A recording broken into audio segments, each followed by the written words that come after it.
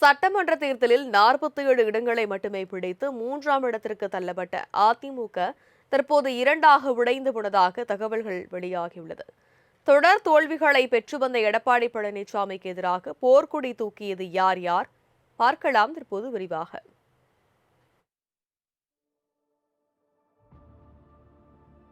நடந்து முடிந்த தமிழக சட்டமன்ற தேர்தலில் தமிழக வெற்றிக் கழகம் 108 இடங்களை பிடித்து வெற்றி பெற்றது. கடந்த 5 ஆண்டுகளாக தமிழகத்தை ஆண்டு வந்த திமுகவை பொறுத்தவரை கூட்டணி அல்லாமல் 59 இடங்களை பிடித்த நிலையில் அதிமுக 47 இடங்களில் வெற்றி பெற்று 3ஆம் இடத்திற்கு தள்ளப்பட்டது. தேர்தலுக்கு முன்பு வரை அதிமுகவில் உட்கட்சி பூசல் அதிகரித்து வந்தது. ஏற்கனவே ஜெயலலிதா மறைவுக்கு பிறகு டிடிவி தினகரன், சசிகலா, ஓ பன்னீர்செல்வம் விலக்கப்பட்டு தனித்தனி இயக்கமாகி சிதறுண்டு போயினர். நடந்து முடிந்த தேர்தலின் போது டெல்லி பாஜக முயற்சியின் பேரில் அதிமுகவுடன் அமமுக கூட்டணி அமைத்தது. ஆனால் தேர்தல் முடிவில் அதிமுக படுதோல்வி அடைந்த நிலையில் மீண்டும் உட்கட்சி பூசல் ஏற்பட்டுள்ளது.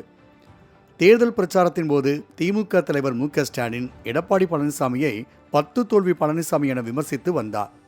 இந்த தேர்தலிலும் 11வது தோல்வியை பெறுவார் என கூறிய நிலையில் தேர்தல் முடிவும் அதையே பிரதிபலித்தது.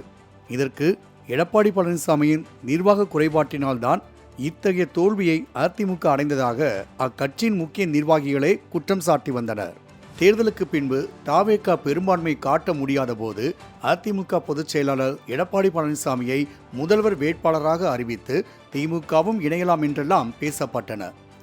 50 ஆண்டுகளாக எதிர் எதிர் திசையில் பயணித்த அதிமுகவும் திமுகவும் ஒன்றிணைகிறதா என்ற பேரதிர்ச்சி மக்களிடையே நிலவினாலும் அந்த யூகங்கள் தவிடுபொடியாகின. தற்போது அதிமுக ஆளுங்கட்சியாகவும் அல்லாமல் எதிர்க்கட்சியாகவும் அல்லாமல் தனித்து விடப்பட்டிருப்பதால் அதன் மூத்த நிர்வாகிகள் தவித்து வருகின்றனர். எனவே அதிமுகவில் இருந்து விலகி தவேகவுக்கு ஆதரவளித்து ஆளும் கட்சி என்ற கூட்டணியில் சேர்ந்து விடலாமா என்றும் பேச்சுகள் எழுந்தன. அதன்படி அதிமுகவில் CV. Shanmugam, S P. Velumani, C. Vijayabaskar உள்ளிட்ட முக்கிய தலைவர்கள் வெளியேற திட்டமிட்டனர். ஒரு கட்சி சார்பில் போட்டியிட்டு வெற்றி பெற்று பின்னர் வேறு கட்சிக்கு தாவினால் அவர்கள் கட்சி தாவல் தடை சட்டத்தின் கீழ் தண்டிக்கப்பட்டு பதவி பறிக்கப்படும்.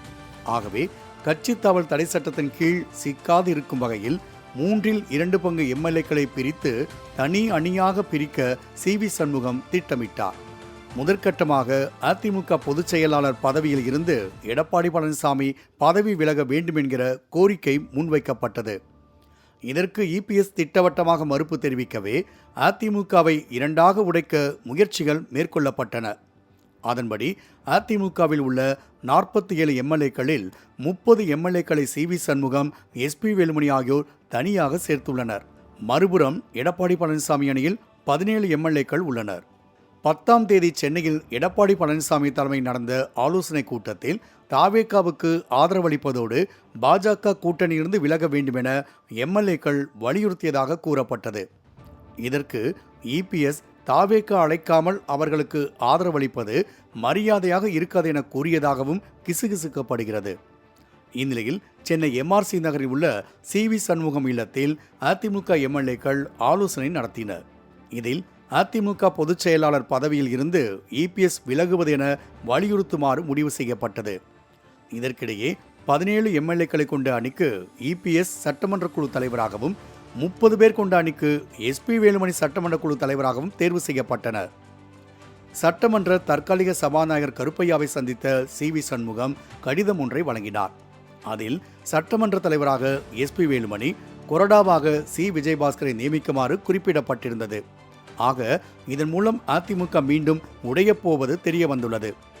ஒருவேளை அதிமுக பொதுச் செயலாளர் பொறுப்பில் இருந்து எடப்பாடி பழனிசாமி விலகிக் கொண்டால் தொடர்ந்து ஒரே அணியாக செயல்படும் என்றும் தகவல்கள் பரவுகின்றன.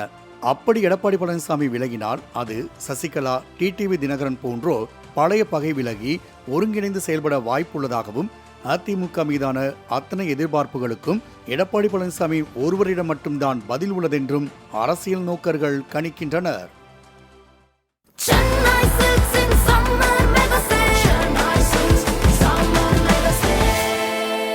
The Chennai Silks in Mega Summer Sale.